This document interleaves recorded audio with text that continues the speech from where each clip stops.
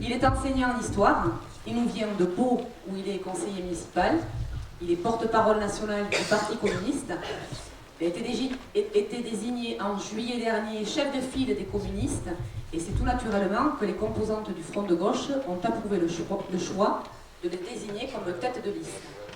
Il n'a ni compté son temps, elle l'a dit, ni les kilomètres depuis le début de l'été pour aller à la rencontre des citoyens de la région.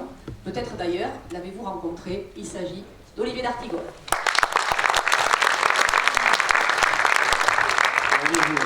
Allez vous asseoir, parce que j'ai des choses à vous dire aux uns aux autres. C'est désigné naturellement, on est désigné comme on peut, ma foi. Pour les voies naturelles ou pas. Bon. D'abord, remercier, je le fais chaque soir, puisque chaque soir, il y a une réunion publique. Nous avons bien évidemment respecté le deuil national, quand d'autres forces politiques d'ailleurs ne l'ont pas fait. Que ce soit sur Twitter, ou en engageant une très préoccupante surenchère sécuritaire au Parlement. Nous avons respecté ce deuil national et sitôt après, nous avons repris les réunions publiques. Je ne sais pas à combien on en est depuis qu'on a commencé cette campagne, mais chaque fois je commence et chaque soir par la même remarque, remercier les militants, les militantes et les militants qui ouvrent les salles, qui remplissent les salles, qui préparent les salles. Première petite, mais j'ai mon caractère. Première petite rectification, les communistes ne sont pas sur un paquebot. N'est pas cette image de nous, je te le dis. Je sais qu'il n'y a pas de journalistes, donc je vais dire un petit deux mots sur la presse écrite et les médias. Les communistes ne sont pas sur un paquebot. Tu sais, les membres du Parti communiste français, ils sont allés à cet idéal, à cet engagement, comme le disait Picasso, comme on va à La Fontaine. On est tous différents et semblables sur bien des utopies concrètes. Et bien sûr, toutes les forces du front de gauche ont répondu présentes pour constituer la mise en avant de l'humain d'abord. Mais les militantes et les militants communistes, parce que tu vas me dire peut-être parce qu'ils sont plus nombreux, je ne sais pas. Parce qu'ils savent que quand les blés sont sous la grêle, il faut qu'il fait le délicat. Et j'ai remarqué depuis les attentats du 13 que les communistes étaient en plus grand nombre dans les initiatives, sur les marchés, alors que c'est très dur d'y retourner aux portes des entreprises, comme on l'a fait avec la gare, entre midi et 2. Les communistes, c'est des gens qui sont mobiles. J'ai beaucoup de plaisir chaque fois à venir dans les Landes. Moi qui ne suis pas du tout basco-béarnais, qui suis sud-girondin. Chez moi, on dit parfois les Landes girondines. C'est joli comme expression, les Landes girondines. Et puis, je viens avec mon petit panthéon personnel, on en a tous. Jean Lespiaud n'a jamais été sur un paquebot. C'est un enfant de Sort de l'Abbaye. Il était l'aîné de 5 enfants. Orphelin de père à 10 ans. De mémoire, parce que je connais sa fiche métron par cœur. Apprenti sabotier. Et pour des gamins comme Jean Lespiaud, avoir le certificat d'études, putain bon sang que c'était beau pour leur famille. Il s'est levé par l'école de la République. Il me l'a raconté, Jean. J'étais jeune étudiant en histoire. Il disait, tu sais, Olivier, c'était le Graal pour nous. Mais la famille disait, il faut aller travailler. Parce que pour eux, c'était aller à l'échelon supérieur et peut-être devenir instituteur. C'est hussard noir de la République. Jean, il a continué, apprenti sabotier. Et puis, c'est les circonstances de l'histoire. L'appel de circonstances historiques exceptionnelles où les gens se révèlent ou pas. Et là, il s'engage, très très jeune dans la résistance. Certains disaient même trop jeune. Et il est un héros de la résistance. Et puis, un responsable politique, départemental, national, parlementaire. Et puis, il termine sa vie avec Lucie en écrivant des fascicules de ça, en écriture ronde, où il est allé chercher dans les archives policières ce que mes camarades ont payé comme tribut. Et puis je viens dans les Landes avec mon panthéon personnel, qui n'est jamais monté sur un paquebot, avec les Curcuolos, avec les Laratte, avec les Fontenas et avec Alain Bachet. J'en profite, Alain, parce qu'il y a peu de moments dans la vie politique où on peut dire merci au final. Rarement. La vie politique est quelque chose de terriblement âpre. Il y a de la violence en politique. Mais ceux qui trouvent que c'est trop difficile, que la pénibilité d'exercice est trop dure, ils n'ont qu'à faire autre chose. Parce que c'est bien plus dur de travailler sur les chaînes de production, comme j'ai vu cet après-midi, quand on met sous pli des kiwis. Et où les salariés me disaient, il fait moins froid que ce matin. C'est pas dur la politique, mais ça peut être violent. Et on ne dit pas toujours merci. Moi, je tiens à remercier un dirigeant du Parti communiste français que vous avez dans ce département, qui est Alain. Pourquoi? Parce qu'il a été à mes côtés. Sitôt après ma désignation comme chef de file du Parti communiste français, pour faire quoi? Oh, pour faire quelque chose qu'on connaît bien, nous autres, les communistes. Construire le rassemblement. Pour nous, le rassemblement ne se limitera jamais aux frontières actuelles du front de gauche. Bien sûr, il faut rassembler le front de gauche. Ah, ça n'a pas toujours été facile de le rassembler, ce front de gauche de la grande région Aquitaine, Limousin, Poitou-Charentes.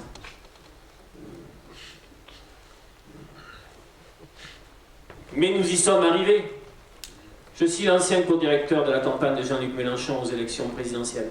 J'ai été aux côtés de Marie-Georges Buffet quand on a mis en place le front de gauche. Elle est venue en parler à Bordeaux. Ce qui était pour nous l'irruption du front de gauche dans le paysage mortifère de la politique française. Pour ouvrir une espérance collective, il va falloir reconvoquer ces braises chaudes de la créativité politique au nom du rassemblement. Et Alain m'a dit après la conférence régionale, Olivier, je suis à tes côtés. Et Alain, il a été à mes côtés dans des réunions qui se sont tenues à Périgueux, où nous avions rendez-vous avec l'ensemble des autres composants du front de gauche, et où même moi, pourtant, il faut m'en faire, je commençais à me désespérer d'une situation qui n'atterrissait pas vers la belle liste. L'humain d'abord, souvent, Alain a été celui, tard le soir ou tôt le matin, en disant Olivier, il ne faut rien lâcher, on va le construire, le rassemblement. Et puis Alain, j'en terminerai là-dessus, mais pourquoi ne pas le dire, a toujours conservé quelque chose qui est très important, c'est un regard de classe. Tu as dit Warren Buffett tout à l'heure, tu as bien raison, je me souviens de cette expression. Alain, c'est le responsable syndicaliste qui a vécu ce que pas beaucoup de personnes ont vécu, c'est de dire au taulier, à un moment donné, tu sors pas. Il m'en a parlé cet épisode-là, en disant que c'est dur physiquement de dire au patron de la boîte où tu es salarié, vous ne sortez pas. Parce qu'on demande le respect du monde du travail. Exactement comme les copains d'Air France ont reconvoqué la question sociale en disant mais respectez-nous, bon sang. Regardez-nous et respectez-nous. Alain, il a vécu ça. Et tout au long de son cheminement politique et intellectuel, il a toujours gardé ce rapport de classe en lui, y compris au conseil régional. Certains ont eu bien tort au sein du front de gauche de ne pas prendre Alain Bachet au sérieux. Tout simplement parce qu'il a été avec Isabelle Larouille, les deux seuls élus du front de gauche qui ont conservé ce rapport de classe dans l'institution pour défendre celles et ceux qui avaient tant besoin de nos deux élus du front de gauche. Et Alain va continuer en gardant en lui cette force intérieure.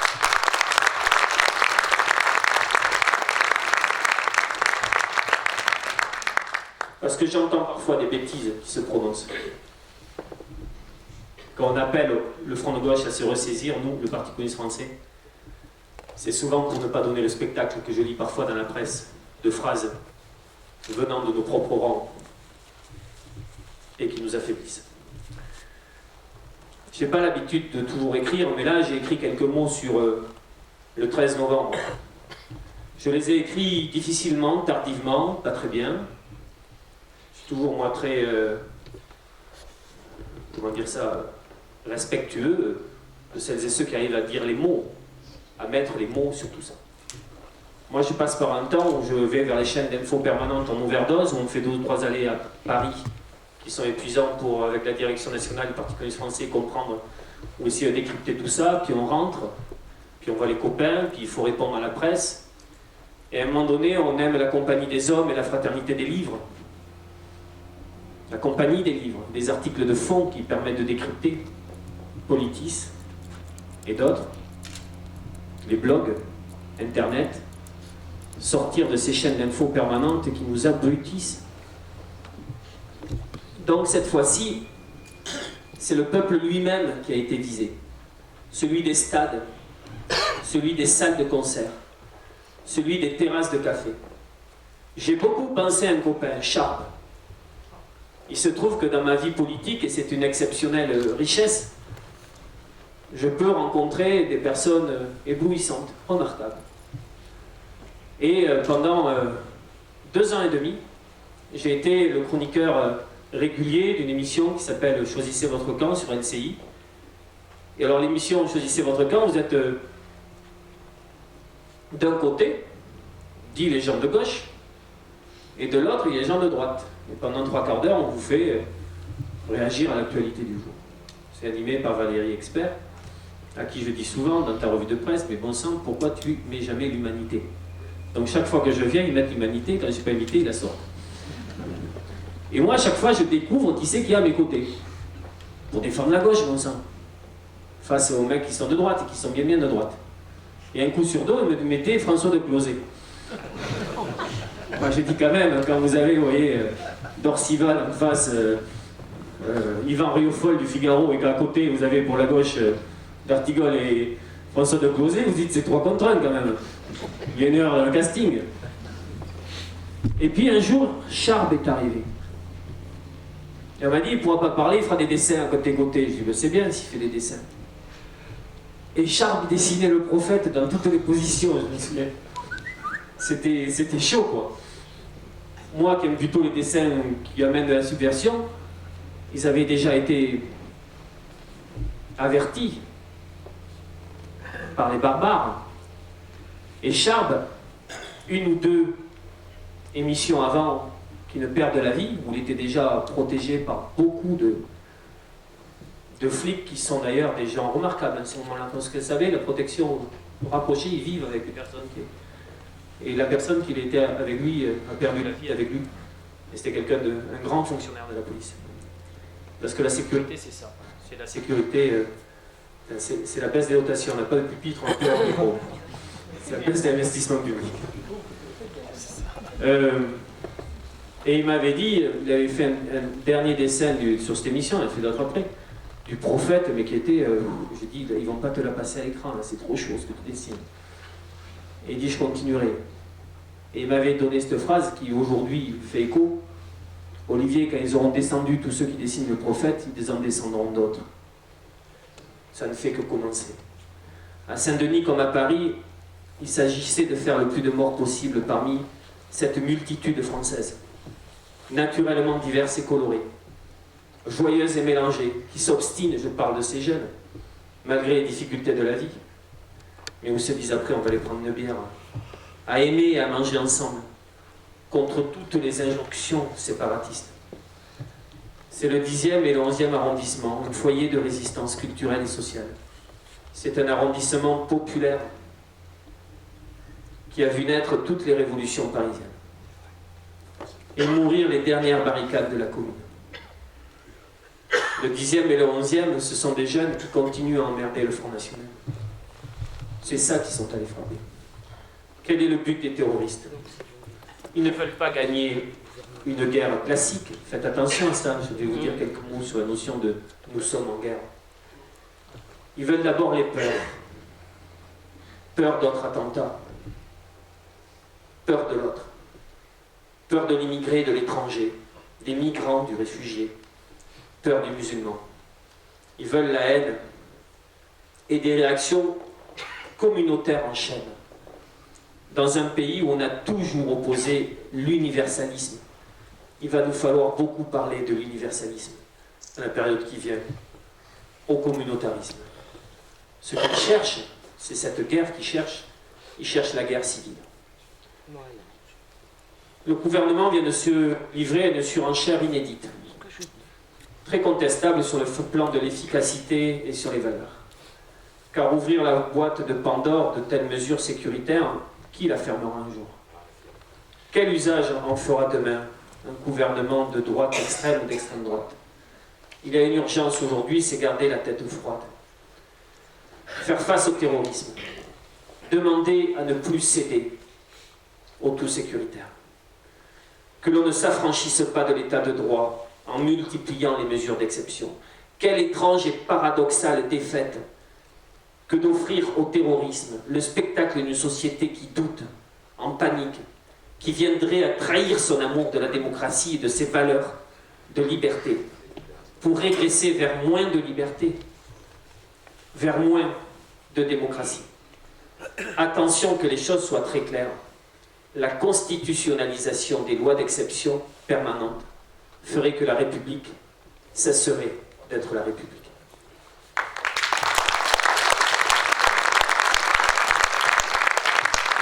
Mais nous voulons aussi la sécurité.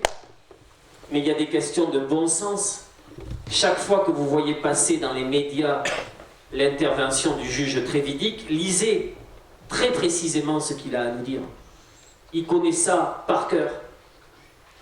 Il y a des questions de bon sens. Quel est ce règlement stupide qui fait que le spécialiste du djihadisme dans les filières belges, qui connaît précisément l'itinéraire de ces barbares, de ces lâches, qui fait qu'au bout de 10 ans, il doit quitter le pôle antiterroriste pour aller régler des questions de divorce au tribunal de Lille. Il faut que le juge Trévidic, qui est la personne la plus informée, la plus expérimentée sur le territoire national, regagne très rapidement son bureau de l'antiterrorisme. Et qu'est-ce qu'il nous dit, le juge Trévidic? Ne nous embêtez pas avec une nouvelle loi. N'allez surtout pas vers la révision constitutionnelle. Ne faites pas ça. Nous n'en avons tout simplement pas besoin. Qu'est-ce qu'il nous dit? Il nous dit qu'il faut la coordination au plan européen. Ils savent nous emmerder pour embêter un berger en Vallée d'Aspe avec des normes sidérantes qui fait que le berger en Vallée d'Aspe, sur les normes européennes, il dit « Olivier, je n'y monterai plus, c'est fini. » Il nous impose de telles normes que le métier est mort. Et dans le même temps, ils ne sont pas capables, bon sang, de coordonner à l'échelle de l'espace Schengen qui rentre et qui sort. Parce que s'ils n'arrivent pas à coordonner à l'espace Schengen, c'est le retour aux frontières, aux barbelés, aux murs à l'échelle des frontières nationales. Ce serait ça l'image de l'Europe. Quand on dit no passaran, c'était pour accueillir sur nos terres de tolérance et de résistance. C'était pas pour donner le spectacle qu'ils viennent de donner. Donc là il le dit, puis il dit il faut les moyens humains. Est-ce que vous savez que quand il y a 2500 personnes qui font du renseignement, en dessous d'eux, il n'y a plus que 250 magistrats pour traiter ces questions-là. Ce qui fait que ce que vous avez entendu dire, la fiche S, parce que nous devenons tous des spécialistes antiterrorisme, tout le monde dit à la fiche S. Mais est-ce que vous savez que la fiche S, quand elle tombe sur le bureau du juge, pour quelqu'un d'identifier, de repérer, vu la montagne de dossiers qu'il a à traiter, ça peut prendre 3-4 mois. C'est ça la réalité du système judiciaire dans notre pays. Alors on va me dire, ils sont en train de créer des postes. D'accord. Et puis cette phrase, le pacte de sécurité doit l'emporter sur le pacte de stabilité. Ce qui veut donc dire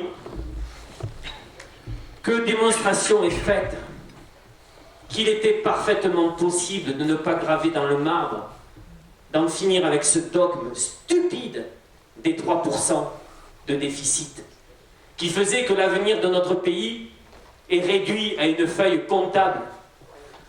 On est à 3, on est à 3,1, 3,2, comme l'a dit Marie-Georges à Bordeaux. Est-ce que vous imaginez Jaurès, Hugo, arriver à la tribune de l'Assemblée nationale et dire « Oh, je suis inquiet, nous allons être à 3,1 au lieu d'être à 3,2 ». Certains socialistes pensent aujourd'hui que Jaurès, ça n'est que le nom d'une station de métro. Ils ont oublié. Bravo ! Ils ont oublié ce que disait Jaurès dans un très beau texte. Rompre le cercle des fatalités, le cercle de fer, le cercle de haine. qui fait que même les revendications les plus justes sont injustement réprimées. Ceux qui diront aujourd'hui dans notre pays liberté, quand d'autres diront sécurité. Oui. Ceux qui diront paix, au lieu de dire guerre, oui, iront rompre le cercle de fatalité et le cercle de haine.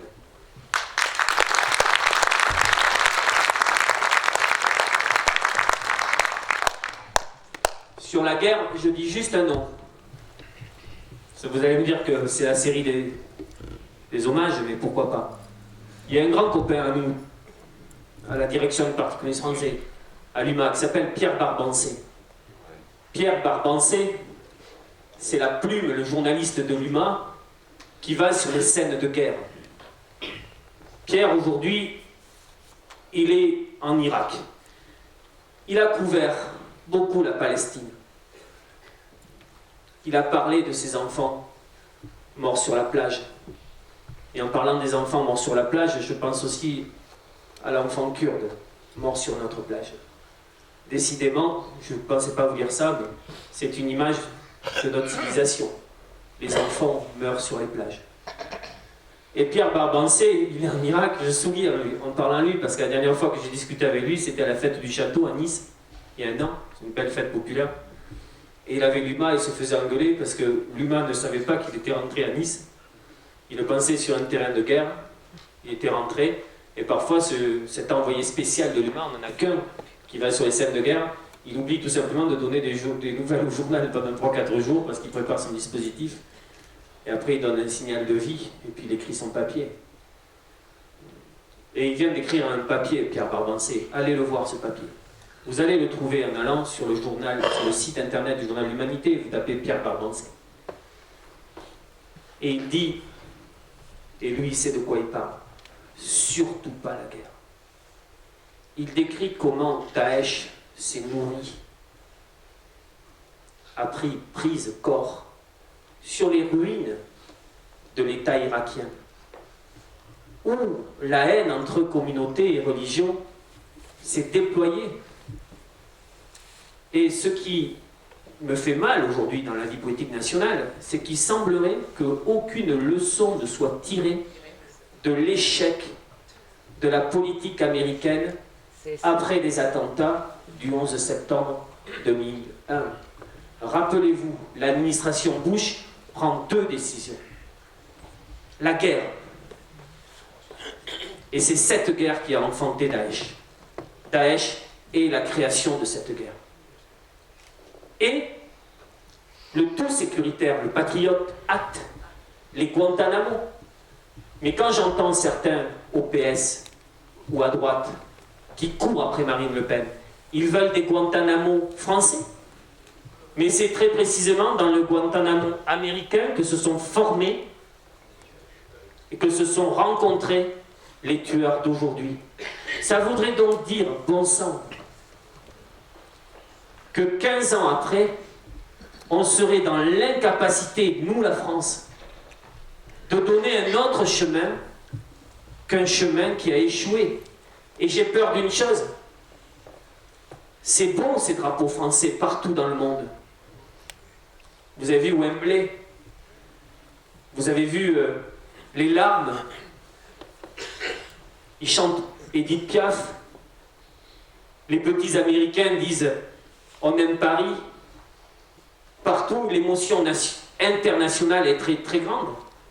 Mais est-ce que, alors que nous sommes identifiés comme ce pays généreux, de liberté, d'égalité, de fraternité, qu'ils attendent de nous, la manière dont on va réagir, est-ce qu'après cette émotion planétaire nous concernant, on va leur donner en retour les vieilles recettes du père Bush qui les a amenés dans le gouffre? Beaucoup de progressistes américains commencent à dire « Surtout ne nous décevez pas dans la manière dont vous allez réagir à tout ça. » Donc je vous le dis, pour après passer sur les questions régionales, on va y répondre, nous, militants de l'Humain d'abord, du Front de gauche, les syndicalistes, je vais en dire quelques mots. En parlant d'avenir, il faut parler d'avenir. Ce que les terroristes, les barbares, les lâches veulent nous amener à faire, c'est aller vers une société qui se referme, qui se replie, qui doute d'elle-même, de ses repères, de ses valeurs, de ce qu'on serait capable de faire. Ils attendent cette glissade. La meilleure manière d'y répondre, c'est de parler d'avenir, de dire la société que nous allons construire ensemble. Or, beaucoup de gens me disent, mais Olivier, comment parler des trains du quotidien? Comment parler des circuits courts? Comment parler de l'investissement public local avec ce qui vient de nous tomber sur la gueule? Mais justement, ce serait une victoire des terroristes que de nous voir replier notre dossier régional pour nous enfermer dans le débat sécuritaire et celui de la guerre sans fin, sans front, sans limite. Il faut donc parler de la société et il faut faire autre chose, ce qui est encore plus dur.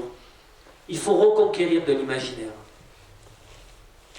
Ça date pas d'avant les attentats, mais ça s'aggrave. Tout ça prive de plus en plus d'imaginaire. À quoi nous est-il? L'imaginaire, c'est quoi? Posez-vous la question dans vos têtes, juste pendant 3-4 secondes. Qu'est-ce qui m'est permis d'espérer? Pour moi, ce que j'aime, ce qui m'entoure, ce dont je veux le bien pour mon territoire. Je vois Pierrette là-bas. Pour ce territoire qu'on aime. Pour nos services publics. Pour nos combats émancipateurs, pour nos libertés. Qu'est-ce qu'on va donner comme monde, comme société? C'est ça l'imaginaire. Moi, je viens d'une génération, ceux qui se sont engagés avant moi l'ont connu aussi, où on était plein de rêves. Moi, j'ai le bac à la fin des années 80, mais je me souviens de la génération avec mes copains, tout ça, on avait envie de faire plein de choses. J'étais enseignant et je me suis occupé d'une mission locale pendant longtemps. J'ai donc un contact qui est resté étroit avec la jeune génération. Quand vous demandez à cette jeune génération, vous espérez quoi? L'horizon est fermé. Et je vais vous dire un truc. Quand on ne croit plus à rien, on peut croire à n'importe quoi. Et c'est sur ce terrain-là que les djihadistes recrutent. La jeunesse française, dans les quartiers populaires, est aujourd'hui sans imaginaire et sans avenir. Ce qui fait que le barbu peut arriver et s'avancer en leur disant « Nous, on va vous en proposer quelque chose à laquelle vous pourrez adhérer ». C'est aussi sur ce terrain-là d'un abandon de la République, de pan entier d'une génération de territoire que le djihadisme recrute. Je vous le dis parce que je connais bien ces quartiers. Tout simplement parce que j'ai des copains en Ile-de-France qui en sont élus et qui me disent, c'est pas que sur les filières du djihad, mais qu'on a là une génération avec une bombe sociale à retardement, et si ça nous pète à la gueule, ça va faire très très mal, parce que c'est une honte qu'avec le niveau de développement de nos sociétés, on traite comme ils sont traités la jeune génération, alors qu'il devait être la priorité nationale. Ce massacre quotidien de cette jeunesse-là aura un prix. C'est pour ça qu'avec Alain et avec les camarades qui nous accompagneront, nous ferons, et on sera empêcheurs de tourner en rond là-dessus. On sera, désolé, bien casse-couille sur la priorité donnée à la jeunesse, sur la future mandature régionale. J'en ai assez des discours politiques généraux qui n'atterrissent sur rien. Moi, j'ai vu, comme président de mission locale, l'ensemble des partenaires se mettre autour de la table sur les jeunes décrocheurs, ces jeunes qui chaque année sortent du système éducatif sans diplôme ni formation. On les mettait, il y avait le préfet qui venait saluer, le président de mission locale, le conseiller général qui s'occupait de ça, le conseiller régional, tout ça. On discutait 2 heures ou 2. Les jeunes étaient là, ils nous regardent d'ailleurs comme des extraterrestres. Et voilà que les politiques d'austérité, y compris régionales, ont fait que tous les plans qu'on avait mis en place sur Rousse-les-Bois, à Pau et dans le quartier Saragosse, ça a duré 2 ans. C'est embêtant, le cycle il devait durer 3 ans. Et donc les jeunes qui voient qui viennent frapper à la mission locale et qui voient que le dispositif n'a plus lieu, mais là, ils nous regardent tous en disant, mais nous on y a cru. Et une nouvelle fois, c'est pas pour nous. Donc moi, je souhaite que les politiques régionales publiques concernant la jeunesse, elles se projettent sur les 6 prochaines années, sur l'ensemble de la mandature. Et je fais une première proposition. On a tout un débat régional sur les aides aux entreprises. Alors à chaque fois que vous faites le débat, on va en avoir un nouveau lundi. Allez, ça revient. Aide publique aux entreprises. Oui, il faut aider les entreprises. Bon.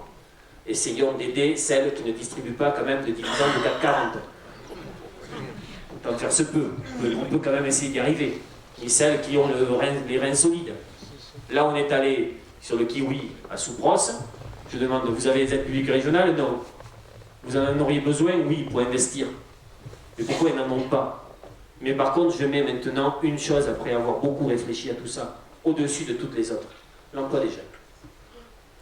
Que sur ce critère-là, l'emploi des jeunes, celles et ceux qui vont venir au guichet unique des aides aux entreprises, que seront les prochaines grandes régions, que les chefs d'entreprise nous disent très précisément, allez, hop, hop, hop, tu viens chercher 50, 80, 100 000 euros?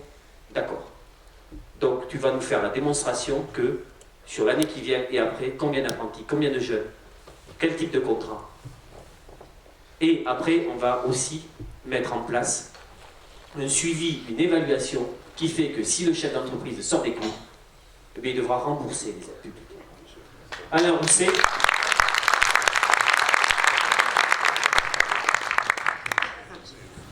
Alain Rousset me dit c'est pas possible. J'ai dit déjà qu'on dit c'est pas possible, c'est le début d'une réponse. Mais on aurait pu nous dire c'est pas possible la libération de faire la sécurité sociale. Ça a été possible. Le possible en politique commence par le fait de le décider. Tous ceux qui disent c'est pas possible sont des casseurs d'avenir. Si on le décide, c'est possible. Ils ont décidé de transférer 41 milliards d'euros de la richesse produite en siphonnant le budget de l'État, des collectivités territoriales, de la protection sociale, pour donner 41 milliards d'euros au patronat, où on a vu cet empaffé de Gattaz se promener un mois, pas plus, avec son badge 1 million d'emplois, sans que le patronat ne doive aujourd'hui, puisque la loi ne le permet pas, rendre des comptes sur ce qu'on a appelé pendant des mois les contreparties. C'est le hold-up du siècle. Ils ont réalisé le hold-up du siècle. Il est donc parfaitement possible à l'échelle, Alain, et il te faudra très certainement, avec l'expérience que tu as, suivre précisément ces dossiers-là, que maintenant, quand il y en a qui touchent et sortent des clous, que ce soit sur l'emploi des jeunes, sur l'investissement productif, sur bien sûr le développement durable, qui soit rattrapé par la patrouille. On ne peut pas laisser faire ça. Bon, ils ont d'autres difficultés, c'est trouver un nom à la région. Épisode 2. Épisode 1, tu as eu raison, c'était Anglette. Première question au débat d'Anglette. Quel serait pour vous le nom de la future région? Là, c'est un grand concours d'autruche. Mais ils avaient la tête vraiment très très loin dans le sable. Normalement, sur une première question, vous êtes tous à faire, tous à essayer de voir le temps de parole qu'on va avoir. Là, ils étaient tous à se regarder. Alain Rousset, le premier, courageux de chez les courageux, prend son micro. Très bien, très propre sur lui, hein. Pro. Il dit, on va ouvrir un site internet. Très grande difficulté, ils ne savent pas comment s'appelle ce machin. Virginie Calmels, pareil, on va ouvrir un site internet. Et là, j'ai été sidéré par ça. On a eu un nouveau débat à Bordeaux, et les journalistes nous appellent les uns après les autres avant le débat en disant on ne vous donne pas la dernière question, on veut que vous puissiez répondre avec le plus de spontanéité possible. Bon, ça prenait des proportions de quelle sera la dernière question. Et donc ils arrivent, Benoît Lasserre. Sur les Sud-Ouest, il n'y a pas Sud-Ouest ce soir. Donc, il y a Sud-Ouest? Un correspondant du Sud-Ouest? C'est vrai? Est-ce qu'il peut lever la main? Non. Comment? Non, mais sans rire, est-ce qu'il y a un correspondant du Sud-Ouest? Oui. Vous êtes correspondant du Sud-Ouest? Mais je ne suis pas là à qualité. Ah, vous n'êtes pas là pour faire un article? Non. Donc je n'ai rien entendu. Donc maintenant, Ça commence à être de l'acharnement sur le front de gauche. Avant, il ne faisait venir personne, mais maintenant, il y a quelqu'un qui n'écrit pas. Si. Non. Voilà, pour espionner, du tout. Non, vous allez écrire. Ah oui. Comment? Je ne vais rien écrire, alors. Donc vous n'êtes... Non, le sujet est intéressant, on va s'y arrêter 5 secondes. C'est pas pour mettre en difficulté du tout. Mais est-ce que donc Sud-Ouest a prévu une couverture de ce meeting? Non. Je comprends bien votre step. À ma connaissance, non. mais- D'accord, ben vous êtes mieux informé que moi. Donc, il y a personne ici, D'accord, donc je vous demande demain, parce qu'on va mener cette fin de campagne dans des conditions exceptionnelles, vu le climat national après les attentats. Il faudrait que les médias permettent un respect du pluralisme exceptionnel. Pourquoi est-ce que nos meetings ne seraient pas suivis par la presse quotidienne régionale et par les médias? Je vous demande tous, donc demain, et on le fera chaque soir, de téléphoner, d'envoyer un mail à la rédaction en chef de Sud-Ouest des Landes pour dire qu'il y avait le meeting Front de gauche avant le premier tour. Les responsables du Front de gauche ont pris la parole, le tête de liste régional était là. Or, vous avez décidé de ne pas être présent. Je vous engage à faire ça demain, tous.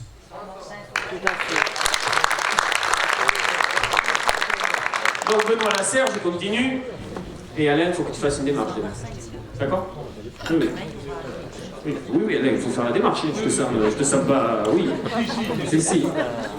Et donc, je termine mon histoire. La dernière question, donc, à Bordeaux, c'était... Il fait un temps de silence, monsieur Benoît Lasserre, qui est le responsable des pages régionales du Sud-Ouest, donc qui est le responsable escalité du fait qu'il est presque jamais question de nous, aussi mal, et nous dit donc quel sera le nom de la future région. Ils y reviennent. 15 jours après Anglette, ils n'ont toujours pas trouvé le nom. Mais c'est normal qu'ils n'aient pas trouvé le nom. Parce qu'il y a du bon sens dans notre pays. Quand je vais distribuer à La Rochelle, ils ne comprennent pas pourquoi on est dans la même région. Quand je sors de mes meetings, réunions publiques à Guéret, et que je rentre chez moi à Pau, le GPS s'affole. On en a même pété un, ils ne se comprenaient plus. On ne peut pas faire une région qui fait Aquitaine, Limousin, Poitou-Charentes. 5 400 000. En quoi les berges de l'Adour, c'est devenu un confluent du marais poitevin. Les bras nous en tombent et donc ils n'ont pas de nom. Alain Rousset en a trouvé un. Ça fait très plaisir au président du conseil régional sortant de Poitou-Charentes et celui du Limousin. Il les regarde droit dans les yeux après leur avoir dit pendant des mois on va bien vous traiter. Et il leur dit on va l'appeler la Grande Aquitaine. Avant, ils disaient l'Aquitaine XXL. Quoi, ils sont en très grande difficulté. Mais je vous le dis, cette réforme territoriale n'ira pas au bout. Je le sais aujourd'hui. C'est pas parce que j'ai fait plus de 20 000 km avec les copains, pas seul, rassurez-vous. Mais j'ai pu vérifier, mais physiquement. Vous savez, c'est important le rapport concret aux choses, à la matière, au paysage. On est tous d'un paysage, d'une vallée, d'un fleuve. On est internationaliste, mais on a un endroit qui nous parle plus, qui nous parle au cœur. Cette méga région ne parle à personne. Donc, il va falloir nous mettre en situation d'extrême vigilance pour bien regarder ce que va produire cette réforme territoriale. Et elle va produire des inégalités territoriales, des ruptures de services publics. Ça va créer ce qu'on appelle la métropolisation de l'activité régionale, qui fait que les moyens financiers et humains vont être concentrés dans le nouveau donjon, l'hôtel de région à Bordeaux. Et nous, comme l'a dit Juppé, nous sommes l'arrière-pays. Mais je vous invite, dans ce département, vous avez beaucoup travaillé les révoltes paysannes, il va falloir s'y remettre. Hein. Il y a de nouvelles jacqueries devant nous. Parce qu'il y a des territoires entiers, je viens moi du Béarn, mais c'est pareil dans le Nord-Charente, partout, y compris dans les Landes. Il y a un risque terrible d'accentuation. Alors il faut faire aussi des propositions. Proposition de l'équilibre harmonieux des territoires. Il y a 4500 maires dans cette future grande région. Ces 4500 maires, ils doivent être des points d'appui avec les élus de cette lutte contre la concentration des moyens. Vous savez, je vous racontais l'anecdote. On commence la campagne, puis l'IGN sort le nouveau centre géographique de la nouvelle grande région. Donc ils ont un appareil qui leur permet, un logiciel qui leur permet de faire ça. Donc les machines tournent, et le centre géographique, c'est Saint-Vincent de Jalmoutier. C'est en Dordogne, c'est à côté de Périgueux. Et avec les copains, on avait le con, on dit on va appeler le maire. On connaissait du tout. Hein. On appelle Saint-Vincent-Jalmoutier, ça décroche. C'était lui directement, parce que là il n'y a pas de. Ils sont 8 conseillers municipaux, c'est tout petit. Et oui, qu'est-ce que il n'avait pas eu l'information, vous êtes le nouveau centre géographique. Voilà, j'entends 2-3 secondes de silence. Il dit, mais Olivier Artigol, front de gauche, tout ça. Je dis, est-ce que je peux venir vous voir, monsieur le maire? Il me dit, mais passez, il n'y a pas beaucoup de monde qui vient nous voir. On prend la voiture, on va à Saint-Vincent de Jalmoutier. Il nous ouvre la salle du municipal, petite. Bon, il y a Hollande qui nous accueille, bon, on essaye de pas trop regarder le président. Et il s'assoit. Et il me dit, mais ça va m'apporter quoi d'être cœur géographique de la nouvelle grande région? Moi j'ai dit, mais moi vous avez qu'à demander que l'hôtel de région soit construit ici. On est en pleine pampa. Et là je le prenais à la rigolade, et lui je vois que son visage chavire. Il me dit, monsieur Artigol, je vais vous dire quelque chose. Vous passez, bon, bonne chance pour votre campagne régionale, il va falloir qu'on le rappelle avant le premier tour. Hein. Bonne chance pour votre campagne régionale, je comprends pourquoi vous venez. Bon, je lui parle. Il me dit, je n'en peux plus. Il dit, j'en peux plus, je pense que derrière moi, il n'y aura personne, moi je ne repars pas, je n'en peux plus. Vous allez voir que ça va être un sujet des prochaines élections municipales. Dans certaines communes, ça s'est déjà passé au dernier renouvellement, dans certains territoires, des gens ne voudront plus. Et il me dit une chose, vous savez tout ça, il me dit, j'ai perdu 8000, je me souviens. J'ai perdu 8000, c'était pour lui une saignée en dotation. Et vous savez, je me pourris la vie avec l'assainissement que je n'arrive pas à financer dans un lotissement de 5 petits pavillons. J'y arrive pas. Et là, il me donne cette phrase qui m'a touché. Bientôt, on n'arrivera plus à rien faire. C'est pourtant la démocratie locale, le village, la commune. Ça doit rester le cœur battant de notre République. Et lui, il me dit, on ne servira plus qu'à aller déposer des gerbes au monument aux morts. Peut-être encore l'état civil, et c'est tout. Je vous le dis, c'est notre pacte républicain, notre pacte social qui est en danger. Parce que les politiques publiques que nous menons, tu le sais bien toi, au plus près des territoires. Moi, je suis un enfant du service public local dans ma commune, mon frère aussi. Nous, on est des enfants du service public local. Par l'éducation, par la culture, par le sport, par voilà. On n'y serait pas arrivé si on n'avait pas eu le service public local. Moi, quand je passe devant mon ancien lycée, mon ancien collège, là où j'ai fait de la musique, du sport, mais je suis reconnaissant ô combien, toujours, tout en étant adulte, en disant ils m'ont construit, ils ont construit ce que je suis aujourd'hui. Donc on va retourner dans des séquences historiques où ça va être quoi? La part d'Oumestre, on y retourne, qui fait qu'on va aller demander, non plus maintenant à celui qui a la terre, mais frapper à la porte du conseil régional pour dire arrêtez d'arroser l'aéronautique, même s'il faut de l'emploi dans l'aéronautique. Mais nous, là, on a une petite scierie de bois, où on a un abattoir local qui est en train de crever, mais on n'est pas dans les critères de la compétitivité des pôles d'excellence. C'est ce modèle-là qui est prévu. Les LGV, pour relier entre elles les mégapoles européennes, vous n'êtes pas intéressés pour gagner une heure, pour aller signer un contrat à Paris ou à Bruxelles? Ben tant pis, vous n'êtes pas dans le move, dans ce qu'il faut faire. Mais vous inquiétez pas, pour aller de Bordeaux à Périgueux, ou de l'Aréole à Bordeaux, vous avez le bus, le retour de la 3e classe ferroviaire. Je remercie ô combien, et je le dis devant le premier d'entre eux au niveau régional, aujourd'hui, les syndicalistes cheminots, dans la défense qu'ils mènent sur le terrain, des lignes du quotidien. Moi je ne dis pas les têtes, parce que j'ai les trains d'équipe du territoire ou les TER, nos trains. Le combat que mènent les cheminots pour les trains du quotidien, nos trains, pour le fret ferroviaire, est un combat qui dépasse la bataille du rail. Parce que quand vous prenez cette question du train, j'essaie de le faire comprendre dans un débat médiatique, mais on me laisse peu de temps, c'est à la fois la mobilité, c'est l'aménagement du territoire, et c'est, j'ai envie de dire, l'économie locale. Mais moi, la personne qui est à Bordeaux, qui est à Pau, pour travailler, mais qui doit prendre son train pour aller habiter à Orthès, elle n'en peut plus. Et elle voit passer le débat sur la LGV, mais en se disant, tout ça ne me concerne pas. Moi, j'ai envie de la modernisation. Et pendant ce temps, ils sont en train d'ouvrir les bus Macron partout sur le territoire, et y compris des bus qui sont lancés par la SNCF elle-même. Parce que parfois, il va falloir poser cette question-là. Est-ce que le cœur de métier et bon sens de la SNCF, ça reste le fait de faire rouler des trains? Il va falloir que Guillaume Pépi se ressaisisse et se dise que quand même, son job, son cœur de métier, c'est faire rouler des trains. Il va falloir que Guillaume Pépi comprenne qu'on n'attend pas de lui qu'il soit le bras armé d'une attaque sans précédent contre le ferroviaire public. Et ça, on va continuer partout dans le territoire jusqu'au 6 décembre à le dire. Et on va même proposer, dans les 12 sections départementales que constitue cette nouvelle grande région, le niveau d'investissement que nous souhaitons sur le plan régional, département par département. On est en train de le construire.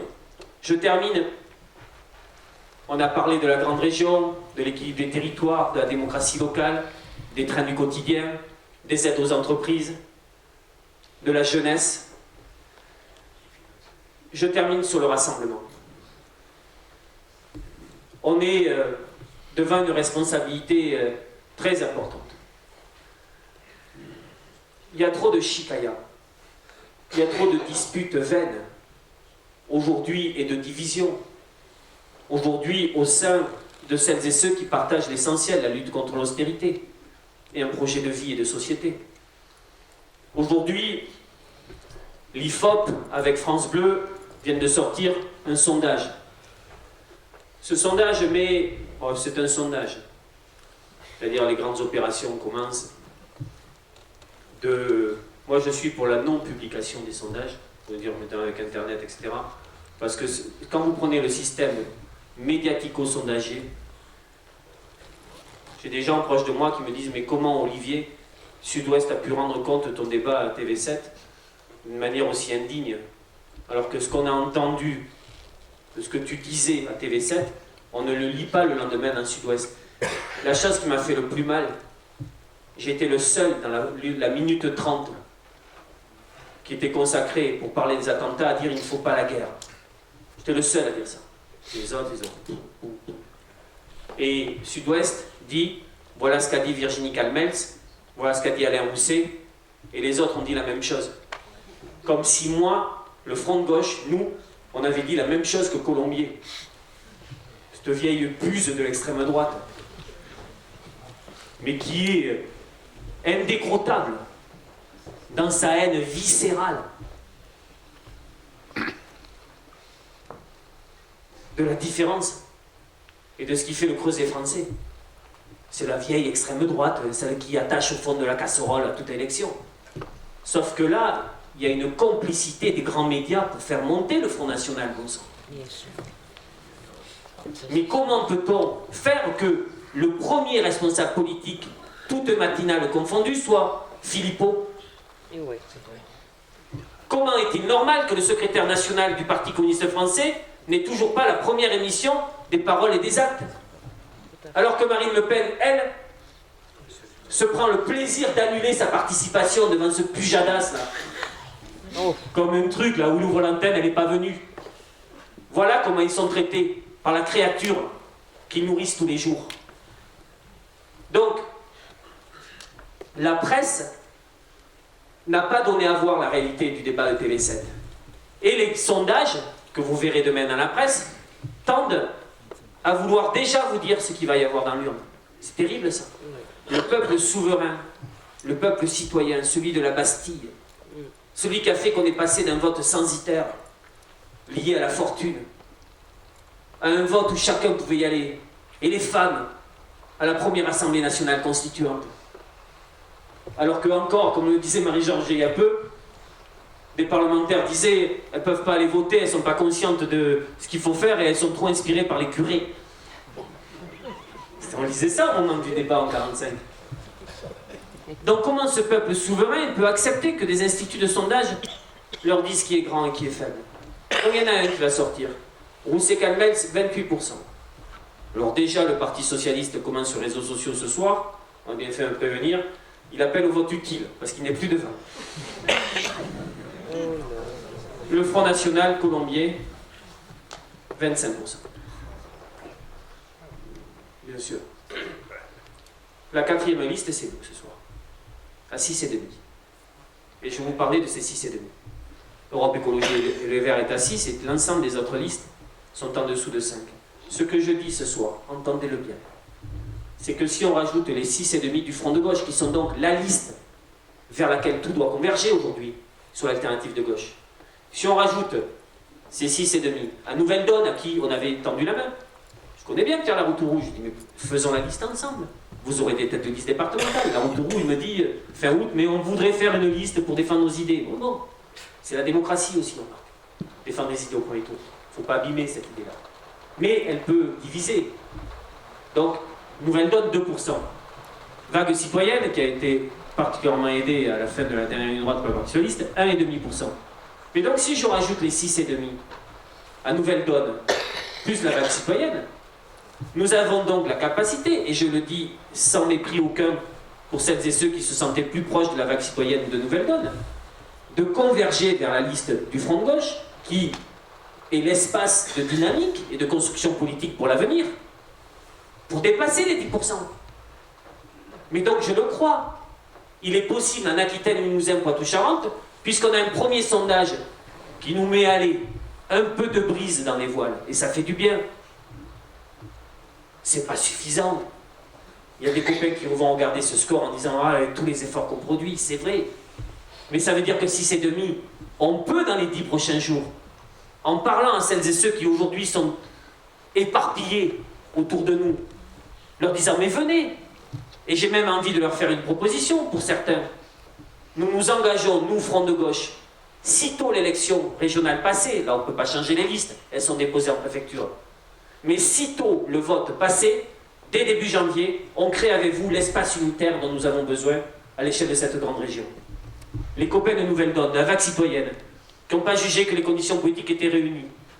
Mais nous, on est capable, le Front de gauche, de dire, là où nous en sommes, on le met au pot commun. Est-ce que vous venez avec nous le mettre au pot commun? Mais avant, pour qu'on soit plus fort, on doit dépasser les 10%. Portez ça. Si un sondage qui n'était pas fait pour nous faire du bien est à 6,5, ça veut dire qu'on peut être à 7 ou à 7,5, aujourd'hui, ce soir. Ce qui veut dire que des gens qui étaient sur des listes, qui sont aujourd'hui en dessous de 5%, elles vont s'interroger sur l'utilité de leur vote. Parce que je vais vous dire quelque chose, plus de 10%, ça nous crée véritablement un paysage régional qui est chamboulé à gauche. Ça crée une espérance qui fait que tout est possible, tout reste ouvert. J'en termine là-dessus. Vous avez toutes et tous une part de la solution. Alain ou d'autres copains l'ont dit tout à l'heure. Ne soyez pas spectateurs de la dernière ligne droite de cette campagne. N'en soyez pas les spectateurs. Arrêtez de me taper dans le dos en disant c'est bien, tu fais une belle campagne. Si c'est le cas, tant mieux. Mais c'est une campagne collective. C'est avec des gens comme Alain qu'on a créé ce collectif qui a dynamisé le Front de gauche. Mais ce que je vous demande ce soir, directement, c'est que dans les 10 derniers jours, ce que vous n'avez pas fait pour l'instant, il faut le faire aujourd'hui. Si vous n'avez peut-être... La période a été difficile politiquement. Mais, je vous le dis, si on s'y met tous, ça passe par des listings. Quel est celui que je n'ai pas appelé, qui pourrait ne pas aller voter? Et s'il allait voter, il irait pour nous. Qu'est-ce que je peux lui dire pour le motiver? Et puis autour de moi, est-ce que tout le monde y va vraiment? Dans nos environnements sociaux, familiaux, territoriaux. Faites ce travail-là, avec des listings. Ça va compter pour beaucoup. Et dans l'attitude que vous avez auprès de celles et ceux qui vous observent, qui connaissent parfois votre engagement politique, soyez porteurs d'espoir. Parlez de l'avenir. Dites que malgré les heures sombres, nous, on ne laissera jamais le dernier mot à celles qui veulent atteindre notre société dans son cœur. Et ils attendent de nous qu'on porte ce courage-là, cette force-là. Ils attendent de nous ça maintenant, pas dans quelques mois. Ils attendent de nous ça maintenant parce qu'ils ont aussi besoin d'être réconfortés. Les peurs sont là. Être courageux, c'est pas ne pas avoir peur. Être courageux, c'est dominer sa peur. Et donc on doit aider à dominer les peurs et à tracer.